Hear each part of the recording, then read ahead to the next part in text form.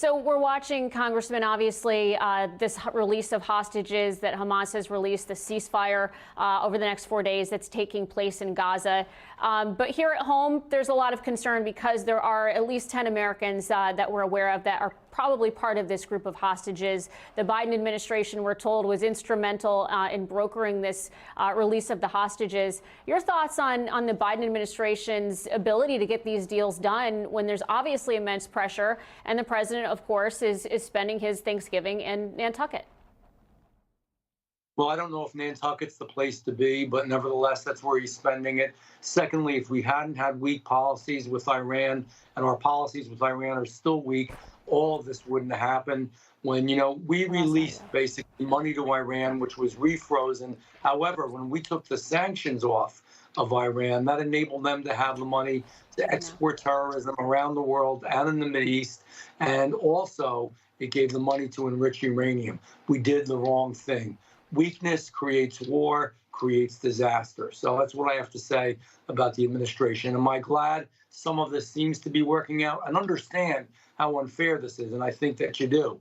So we're going to release 150 terrorists, people who have been convicted of terrorism, and they're going to release 50, hopefully, at least in the beginning here, individuals who are hostages, innocents, men, women, and children, many of whom mothers and fathers were killed, brothers and sisters were killed.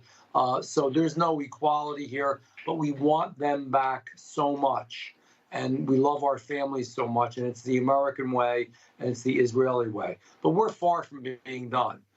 When this is all over, wherever it's going to end, Hamas has to be wiped off the face of the earth. They killed men, women, children. They raped women. They beat them. They paraded them. They murdered them. What they have done is truly the face of evil. So, again, it's an unequal exchange. But at this point, we want to get our people back. And I pray to God that we get all of them. I personally think, and I hope I'm wrong, nobody knows for sure, I think Hamas is going to play games on this. Yeah, there is that concern, and you're absolutely right, Congressman. I think some, perhaps on the far left around the world, hoping that this pause right now will lead to an ultimate slowdown of this momentum and a total ceasefire. But you're absolutely right. Netanyahu has said they will not stop until Hamas is eradicated. And we learned just moments ago that President Biden will be speaking today from Nantucket following the release of these hostages. What would be your message to the president right now, and what do you hope to hear from him today? What I hope to hear from him is, obviously, we're all glad whatever hostages have been returned.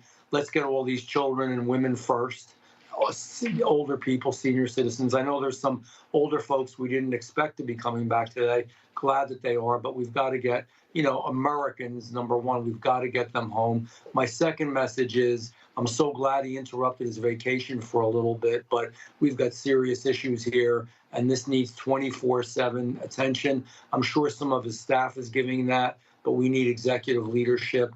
My third message would be support Israel, support what they're doing. Again, if we are weak in our support, and he says the right words, but then he turns around and kind of hints at wanting a ceasefire or the interruption. You know what really should happen here? And it's not going to because of the policies we have. Hamas should lay down their arms. Hamas should recognize Israel. Hamas, Hezbollah, other groups, and Iran should no longer engage in this kind of warfare. Those are the things that should happen.